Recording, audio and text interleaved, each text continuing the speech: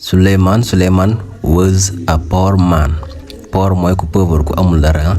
Was a poor man with a small family. Small mooy ndaw.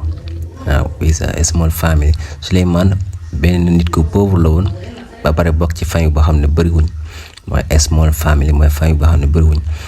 Until one day ba benn jour rek mooy until one day. Until mooy ba comme ba suba nga ne until tomorrow mooy ba suba.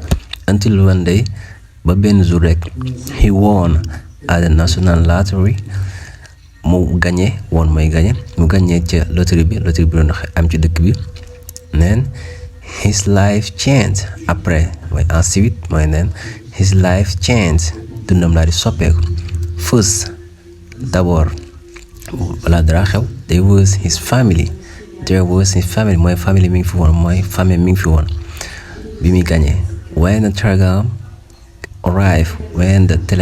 arrived bi telegram accès brother Alpha rakkam bi Alpha said dafa wax that's a lot of money di xaalis bu bëri la moom nga gagné Suleiman xaalis bu bëri nga gagné. Mu ne ko I've given you money in the past mooy joxoon naa la xaalis ci jamono njëkk yi mooy awul naan xaalis daal. Now mooy léegi nag you can mooy mën you can help me léegi nag am nga xaalis war nga ma mën a dimbale kon. I need mooy dama soxla some mooy tuuti rek some money dama soxla tuuti xaalis to put new windows new mooy lu bees put mooy defar dina tekki teg comme tekki suuf to put wala defar to put new windows mooy fenêtre in my store mooy magasin wala atelier. Mu ne ko I need some money to put new windows in my store dama soxla tuuti xaalis rek pour def ay fenêtre yu bees sama magasin bi. And I need money for new clothes te dama soxla xaalis tamit pour ay yére yu bees clothes mooy yére for the children pour xale yi mooy children. Said his sister-in-law jabaru magam bi wala jabaru rakkam bi moo wax loolu mu soxla xaalis pour jënd yére yu bees pour xale yi. awa la tudd. Of course mu ne ko bien sûr waaw said Suleiman laa ci d'accord daal Suleiman moo wax loolu. daal di wax we are one family ñun benn famille lañu. All my money is yours too sama xaalis bi yëpp seen xaalis la mooy sama xaalis seen xaalis la. All mooy lépp all my money is yours too mooy tamit mooy aussi. The news mooy xibaar bi that Suleiman was rich man bi wane ne Suleiman léegi ku am xaalis la mooy rich man. Run to the village mooy àgg na ca village bi yëpp. Run to the village like lightning mooy melax like mooy comme. Mu ne xibaar bi daal bi wane ne léegi Suleiman nit ku am xaalis la léegi àgg na ca village bi yëpp ba ñëpp yëpp ko maanaam gaawaay xibaar boobu comme melax mooy like lightning comme melax ni mu gaawee. The next day jour bi topp there was a large crowd outside the house. Large crowd mooy mbooloo mu bëri jour bi topp mbooloo mu bëri ñoo nekkoon outside the house. Outside mooy ci biti the house mbooloo mu bëri ñoo nekkoon ci biti këru Suleiman. We wanna see Suleiman nan dañoo bëgg a gis Suleiman. The people said loolu nit ñi doon wax he is our brother suñu rakk la. And he can help us te mën nañu dimbali. Suleiman came to the door.